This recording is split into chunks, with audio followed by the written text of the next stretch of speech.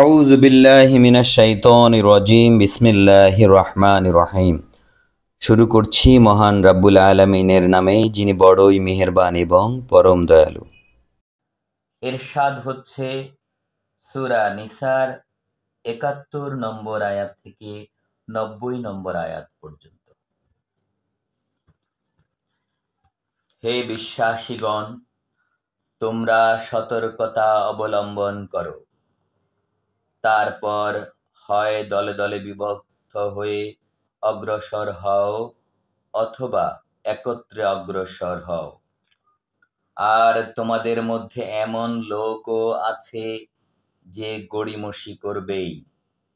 তোমাদের কোনো বিপদ হলে সে বলবে, আল্লাহ আমার উপর বড় দয়া করেছেন যে আমি তাদের সঙ্গে ছিলাম না। আর যদি তোমাদের উপর আল্লাহর অনুগ্রহ হয়, তবে তোমাদের ও তাদের মধ্যে কোনো সম্বন্ধই ছিল না এমন ভাব করে বলবে, হায়, আমি যদি তাদের সাথে থাকতাম তবে আমিও বিরাট সাফল্য লাভ করতাম। অতএব যারা পরকালের বিনিময়ে পার্থিব জীবন বিক্রি করে, তারা আল্লাহর পথে সংগ্রাম করুক, এবং সে নিহত হোক বা বিজয়ী হোক, তাকে আমি শীঘ্রই মহাপুরস্কার দেব। তোমাদের কি হয়েছে যে তোমরা আল্লাহর পথে ও অসহায় নরনারী এবং শিশুদের জন্য সংগ্রাম করবে না? যারা বলছে, হে আমাদের প্রতিপালক, এই অত্যাচারী শাসকের দেশ থেকে আমাদেরকে অন্যত্র নিয়ে যাও। তোমার কাছ থেকে কাউকে আমাদের অভিভাবক করো, এবং তোমার কাছ থেকে কাউকে আমাদের সহায় করো।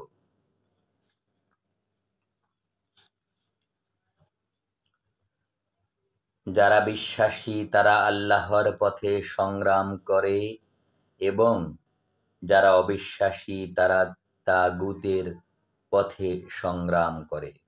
সুতরাং তোমরা শয়তানের বন্ধুদের বিরুদ্ধে সংগ্রাম করো। শয়তানের কৌশল তো দুর্বল।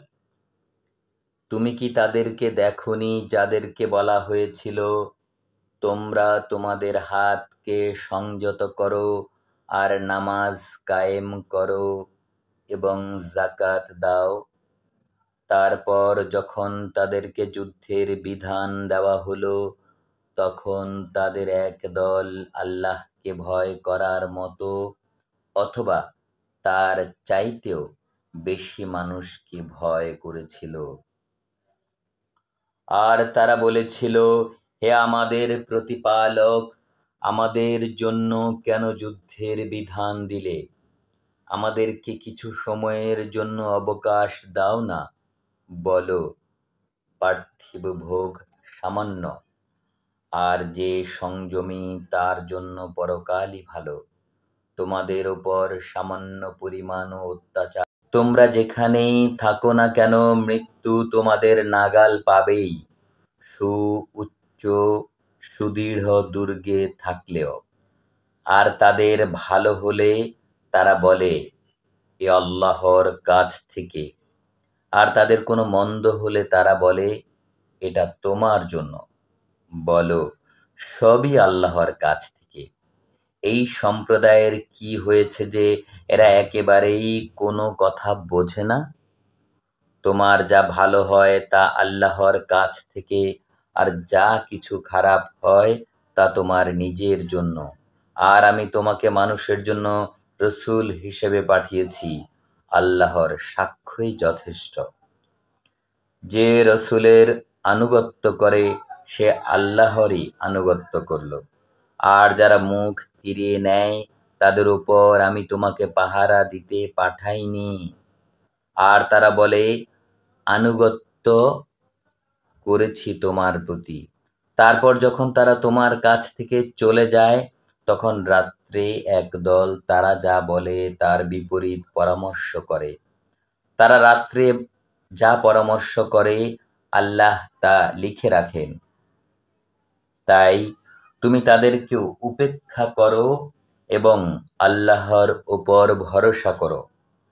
কর্মবিধানে আল্লাহই যথেষ্ট।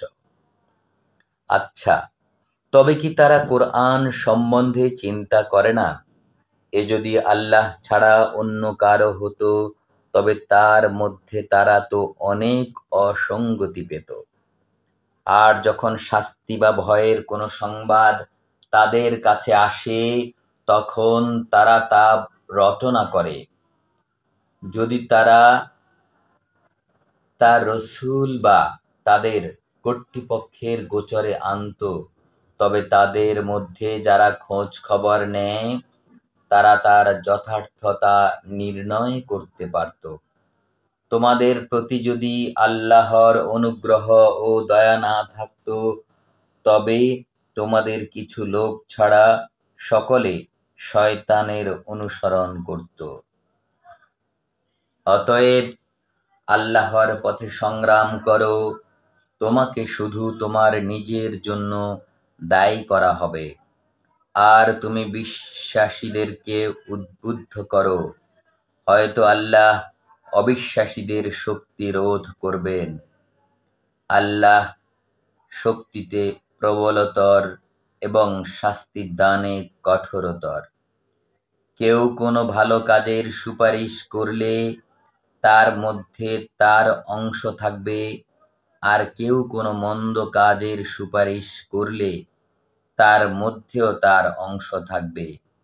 আল্লাহ তো সব বিষয়ই লক্ষ্য রাখেন।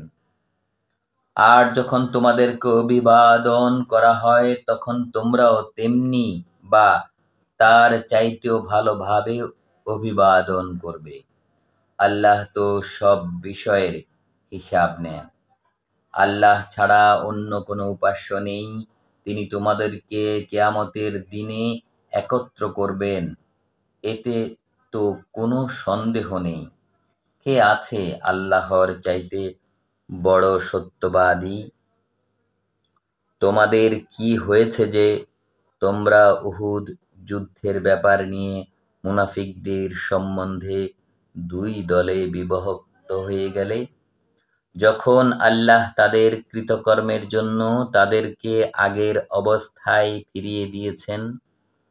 আল্লাহ যাকে পথভ্রষ্ট করেন তোমরা তাকে সৎ পথে পরিচালিত করতে চাও? আসলে আল্লাহ যাকে পথভ্রষ্ট করেন তুমি তার জন্য কখনো কোনো পথ পাবে না। তারা চায় তারা যেমন বিশ্বাস করেছে তোমরাও তেমন বিশ্বাস করো, যাতে তোমরা তাদের সমান হয়ে যাও। তাই আল্লাহর পথে হিজরত না করা পর্যন্ত তাদের মধ্য থেকে কাউকে তোমরা বন্ধু হিসাবে গ্রহণ করবে না। যদি তারা মুখ ফিরিয়ে নেয় তবে তাদেরকে যেখানে পাবে পাকড়াও করবে এবং হত্যা করবে। তাদের মধ্য থেকে কাউকে বন্ধু ও সাহায্যকারী হিসাবে তোমরা গ্রহণ করবে না। অবশ্য তাদেরকে নয়, যারা এমন এক সম্প্রদায়ের সাথে মিলিত হয় যাদের সাথে তোমরা চুক্তিবদ্ধ, অথবা যারা তোমাদের কাছে এমন অবস্থায় আসে যখন তাদের মন তোমাদের সাথে বা তাদের সম্প্রদায়ের সাথে যুদ্ধ করতে চায় না। আল্লাহ যদি ইচ্ছা করতেন তবে তাদেরকে তোমাদের উপর ক্ষমতা দিতেন এবং নিশ্চয়ই তারা তোমাদের সাথে যুদ্ধ করত।